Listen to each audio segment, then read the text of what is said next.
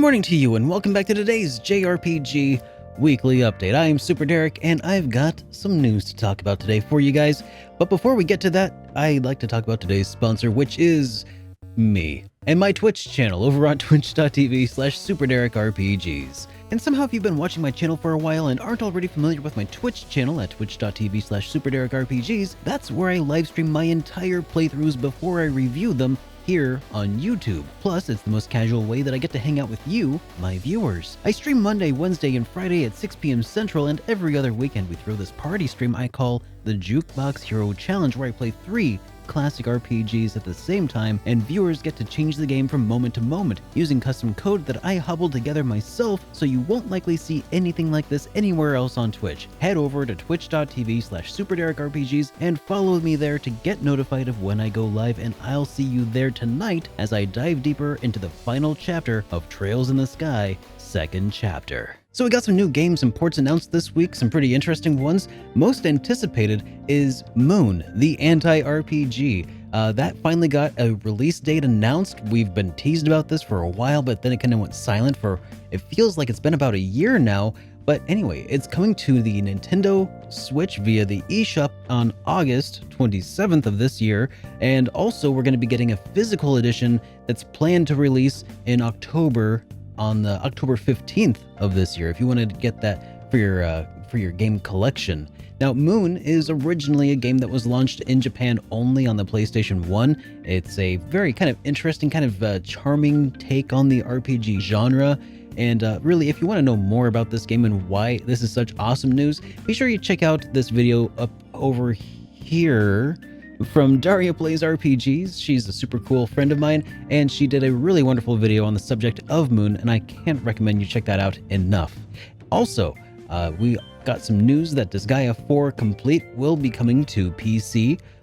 This is going to be also available on the Xbox Game Pass for PC. You can expect to see that launching on PC sometime this fall. An exact date has not yet been given. I'm going to go ahead and guess, though, that's going to happen probably in October, since that is the month that it originally launched last year for the Nintendo Switch and PlayStation 4. We got some release date updates to go over here, especially a good one here. Atlus and Koei Tecmo have announced that Persona 5 Scramble is finally coming west.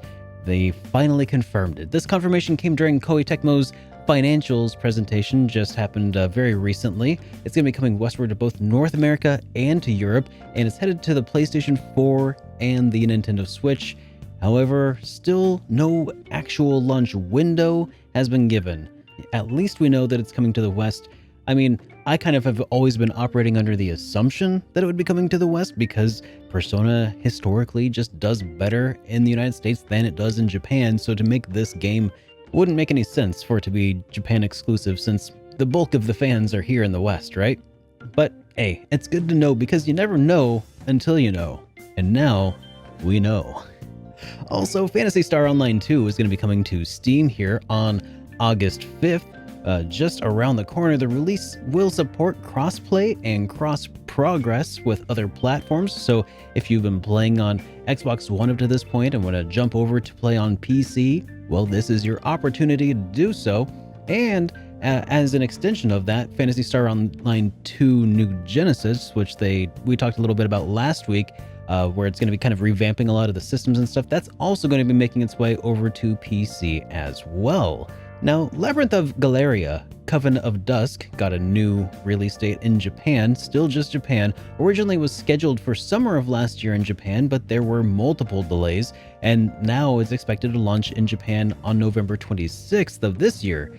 And it is coming apparently to both PlayStation 4 and PlayStation Vita?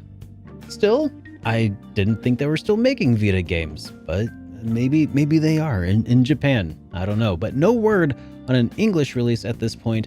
But now that we're seeing progress on this game in Japan, maybe we'll start to see or hear about some progress of it coming westward. In other news, I'd like to have a quick follow-up to the headline from last week when we talked about Eiyuden Chronicle, which got its announcement on Kickstarter. Well, within the very first hour, they had nearly hit their first goal of $500,000, which was really astounding. It was really awesome to see Murayama post out on Twitter, just basically saying, what?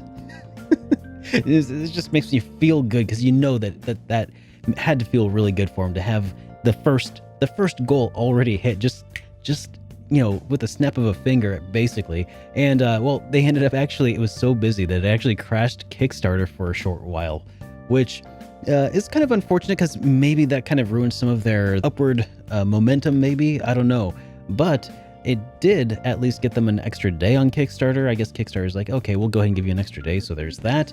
Now, despite that crash, as of the time of this recording today, which is the night before you see this, they've already hit over $2.56 million pledged to back this game, which is, well, about 500% what they originally set out to do. At the $1 million mark pledged, they actually hit their first stretch goal, which was to have this released on consoles, including Xbox, the upcoming Xbox Series X, the PlayStation 5, and also whatever Nintendo's next console is going to be. They've clarified that it doesn't look like it's going to be able to work on the regular Nintendo Switch. So if you're a Switch-only person, that might be kind of a bummer, but it sounds like whatever the next console will be from Nintendo, because this is going to take a couple years to put together, so by then there might be a new Nintendo console, and if so, it sounds like they're hoping to be able to put it onto that. Eiyuden Chronicle is currently on track to be one of the top funded video game Kickstarted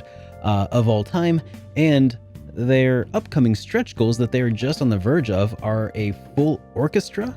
And I'm not sure if that means like an in-game orchestra or they're like having the music like fully orchestrated, because that would be pretty awesome.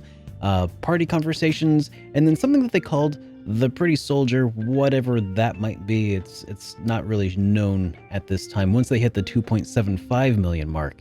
And yeah, that's pretty much it for Eiyuden Chronicle, which is, I am still just so excited for it. And I'm so happy that it seems like a lot of you guys are as well, because man, over 2.5 million in less than a week. That is something else. Now, moving on, I have some less awesome news to talk about. Fairy Tail, the turn-based RPG based on the anime and manga of the same name, received a controversial Day 1 patch. Now, that new patch apparently removes panty shots from combat, replacing characters' views of panties with shadowy black voids. You know, kind of like, oh, it's a dark shadow. It's so black you can't even see anything, right?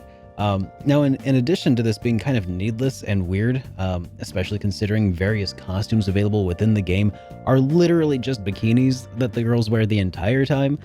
So regardless, it just seems weird and pointless, but it's no doubt going to be a dominant subject of discourse and discussion for this game. And the fact is that this has otherwise been a really well-received game so far. And now I feel like it's just going to dominate conversations surrounding the title for the next few weeks. Now, there really isn't any reason for this in this day and age, in my opinion. I think if you feel like you need to censor something, at least include an option to turn it off, you know? But hey, that's just me. Now, that does leave us with today's JRPG Weekly Forecast, but we've only really got 2 games to really talk about this week.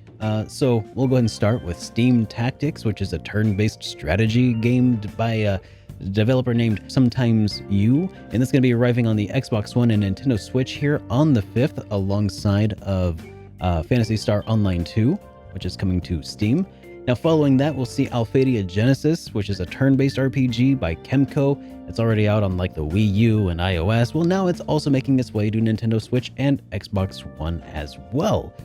So nothing for PS4 this week, but really it doesn't seem like there's really a whole lot going on anyway. And that leaves us with today's question of the week. And because I feel like this is going to be the only thing people talk about anyway, I'll go ahead and make the question of the week about this as well. So what are your thoughts on the subject of the change addressed to Fairy Tail? Will this affect your likelihood of purchasing the game in the future? And if so, will it be for the better or is it for the worse? So personally, I think that it's most likely not going to affect my likelihood of purchasing the game, because if I do, it's most likely going to be for the purpose of review. And when I go and play that over on Twitch, I feel like the censorship is going to help me feel like I'm less likely to get my channel banned from Twitch for showing panties or something on stream, because you never know how companies are going to react to that sort of thing. So I also feel like fans of Fairy Tail aren't going to not buy the game just because of panty shots being removed. Fans of Fairy Tail like Fairy Tail, not necessarily just for the panties. At least the very vast majority of fans, I think. So I don't suspect it's really going to affect what people are going to buy or not. But I do think that this was handled poorly overall. You know, I think that if you're going to do something like this, at least you should give fans the option to choose to turn off the censorship. I think that would make more sense. You could do that with maybe like a 1 penny DLC that, you know, verifies with a credit card that you are of a certain age. You know, something like that would probably be a nice way of, you know, doing that sort of verification. But really, I think that the fact that they're doing it after the fact and like taking something away from fans who have already bought it day one and saying, no, you can't have that, give that back. It's really just going to probably feel more insulting to these fans who are in all likelihood a bunch of grown men and women who enjoy the Fairy Tail series. So I think that's dumb, but I don't know. What do you think? I'd like to hear your thoughts on it. Question of the week. There you go. So anyways, I'm SuperDerek, and this has all been news to me. Have a great week, everybody. Oh, and if you're new here and you like these JRPG weekly updates, make sure you get followed or subscribed or whatever it's called, and I'll see you guys next time. See you then.